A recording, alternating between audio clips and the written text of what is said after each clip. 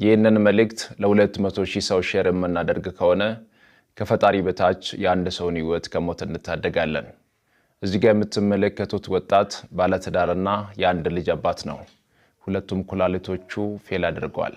ኩላሊት የሚሰጥ ሰው ከራሱ ቤተሰብ የተገኘ ሲሆን እኔ የቻልኩትን ሁሉንም አደርጋለሁ። ምንም ነገር የለኝም። ኩላሊቴን ሰጣለሁ፣ አንድ አካሌን ሰጣለሁ። እሱ ለልጁ እንዲኖር ፈልጋለሁ። ያው ኩላሊት ከቤት ተገኝቶ የገንዘብ ችግር አጋጥሞን ያው እየተሰቃየን ያለው እርዱኝና ልታከም። ለሕክምናውም 4,500,000 ብር ተጠይቋል። 2,500,000 ብር ከደጋግ ኢትዮጵያውያን ከቤተሰቦቹ ከወዳጆቹ ከዚህ በፊት ተሰብስቦለታል። የሚያንሰዋውን 2 ሚሊዮን ብር ብቻ ነው። የጎደለውን 2 ሚሊዮን ብር ለመሙላት የ200 ብር ቻሌንጅ ዛሬ እንጀምራለን። 1015 05 15 991 ተሾመ ታከለ። ያቀማችሁን ሁሉ ድጋፍ እንድታደርጉ በአክብሮት እጠይቃችኋለሁ። ይህንን ቪዲዮ ለብዙ ሰው እንዲደርስ ሼር ማድረጋችሁን እንዳትረሱ። አመሰግናለሁ።